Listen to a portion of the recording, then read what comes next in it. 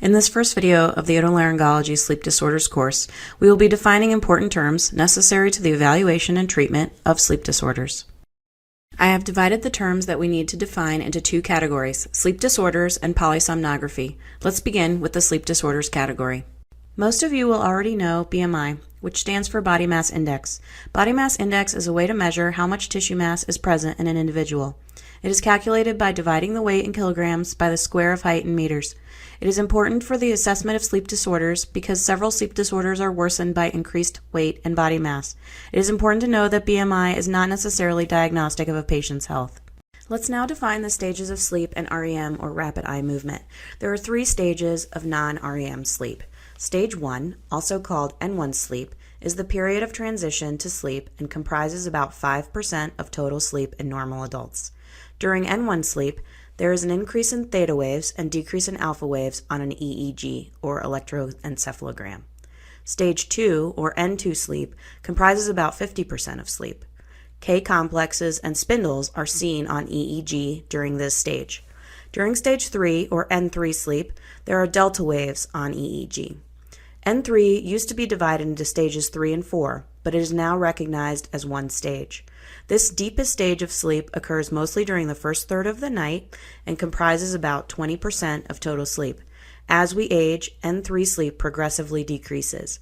REM sleep comprises the remaining 25% of sleep time. A complete cycle in which the sleeper goes through stages 1, 2, 3, and REM sleep in order lasts about 90 minutes in adults. Sleep latency refers to how long it takes for a person to enter N1 stage of sleep from wakefulness. Sleep efficiency refers to how much time a person is asleep while in bed. In other words, if someone has trouble falling asleep or staying asleep, they will be awake more time during the period of potential sleep and have lower sleep efficiency.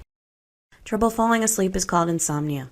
Insomnia can occur either at the beginning of sleep or during sleep if the person wakes up and has trouble falling back to sleep. Hypersomnia is at the other end of the spectrum, in which the person has trouble staying awake and is very sleepy during the day. This can be dangerous since the person can fall asleep while driving, for example. The most common cause of hypersomnia is sleep apnea, in which a person's breathing is interrupted during sleep.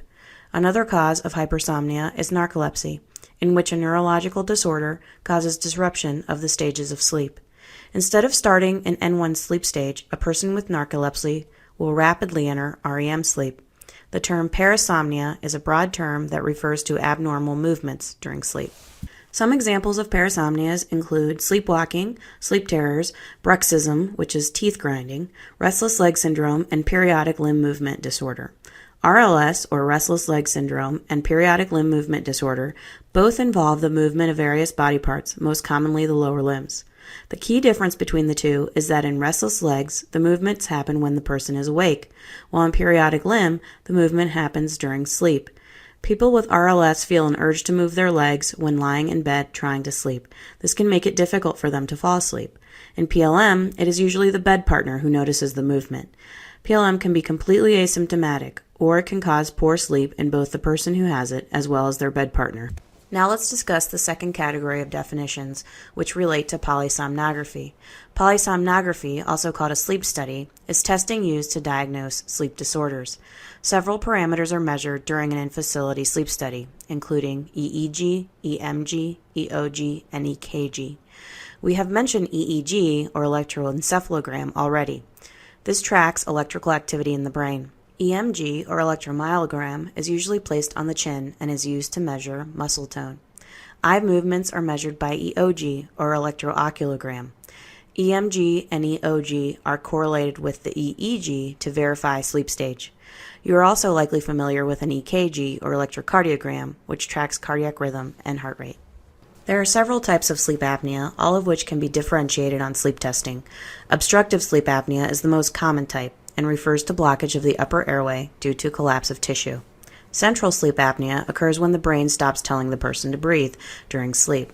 Finally, mixed sleep apnea is a combination of both obstructive and central types. During a sleep study, hypopnea is also measured. Different sleep labs measure hypopnea in different ways, but a common definition of hypopnea is a 30% decrease in airflow lasting more than 10 seconds and causing a 4% or more decrease in oxygen saturation. To calculate how severe a person's apnea is, we use the apnea-hypopnea index. The number of apneas and hypopneas are added together, then divided by the number of hours slept during the testing. In adults, a normal AHI is less than 5. Mild apnea is defined as between 5 and 15, moderate as between 15 to 30, and severe as more than 30. Some clinicians argue that this does not take into account arousals. Therefore, we also like to evaluate RERA, or respiratory effort-related arousal. This is when apnea causes the person to shift into a lower stage of sleep for at least 10 seconds.